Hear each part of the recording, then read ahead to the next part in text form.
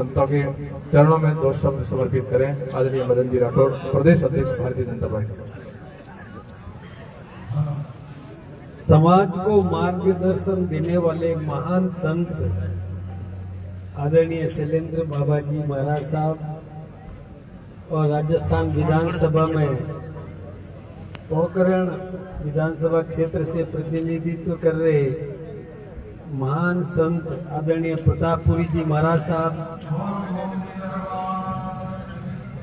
हाँ, और बाबा रामदेव जी के और बहनोई और आदरणीय बहन जी भी, और यहाँ विराजमान महान संत वृंद, और जो अभी जिन्होंने एक बहुत बड़ी तपस्या दिखाई हम सबके सामने कि अग्नि नृत्य किया, उन सबको भी मैं बहुत बहुत उनका अभिनंदन करता हूँ।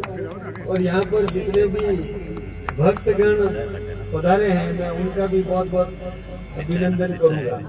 मैं तो एक बात याद रखता हूँ कि कहते हैं गुरु गोविंद दो खड़े काके लघु पाए, बलिहारी गुरुदेव की गोविंद दियो बताए।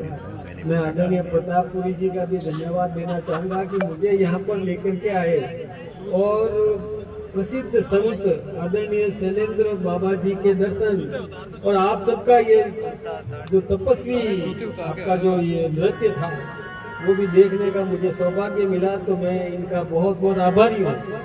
और वास्तव में मैंने 1-2 लोगों को जो अभी फोन आया था मैंने बताया कि मैं वहाँ पहुँचा, तो आपकी यश कीर्ति तो सर्वदूर है, बहुत दूर दूर तक आपकी यश कीर्ति है।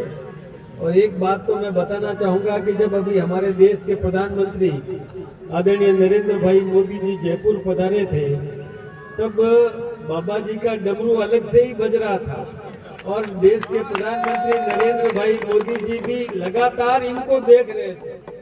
भाषण देते देते भी बीच में आप डमरू बजा देते थे तो मोदी जी का ध्यान सीधा इनकी तरफ जाता है। और इनसे भी मुझे आज आशीर्वाद मिला और एक इन्होंने मोदी जी के नाम की एक शॉल और एक सिक्का भी मुझे दिया, तो निश्चित रूप से मैं पहुंचाऊंगा। और आपके एक बार आपने कहा कि मुझे तो अभी बात करा और मुझे कह दिया बात करा, तो मैंने भी बहुत कोशिश तो करी, लेकिन मोदी जी के पीएमओ प्राइम मिनिस्टर्स ऑफिस के एक रेवेन्यू ऑफिसर से मैंने बात कराई, वो भी दर्शन करके अपने आप को सौभाग्यशाली मानता है।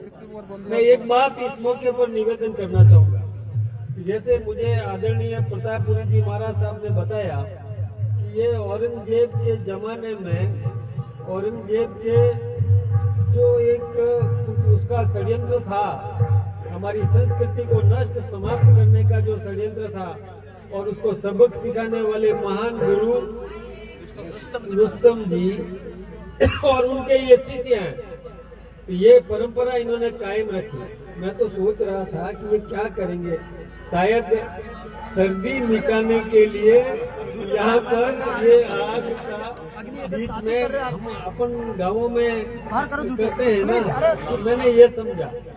लेकिन आपने तो जो चमत्कार दिखाया, वास्तव में ये तपस्या, कोई अपने मुंह में आग का गोला नहीं रख सकता है, लेकिन ये शक्ति मिलती है, आध्यात्मिक शक्ति है।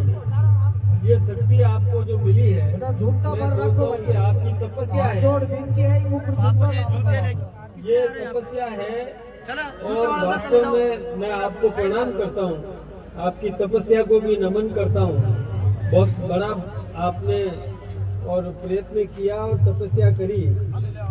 निश्चित रूप से आपके दर्शन करके भी मैं अपने आप को सौभाग्यशाली मानता हूँ। ये मैं तो कभी सुना करता था, ऐसा कुछ लोग कहते थे, लेकिन आज प्रत्यक्ष देखने का मुझे अवसर मिला।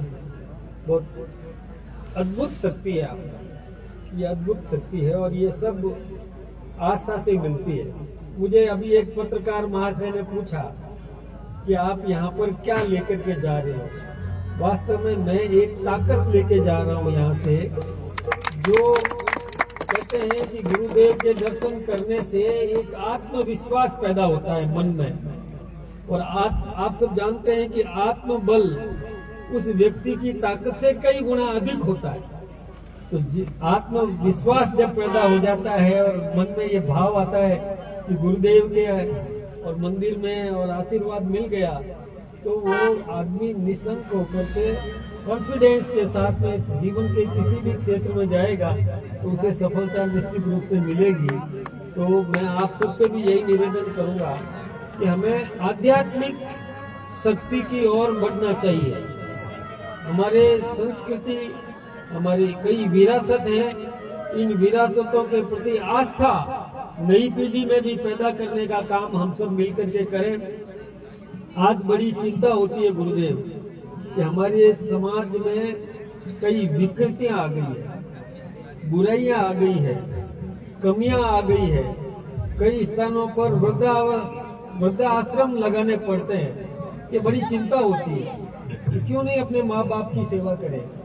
माँ बाप की पूजा करना चाहिए, माँ बाप की सेवा करना चाहिए, गुरुजनों का आदर करना चाहिए।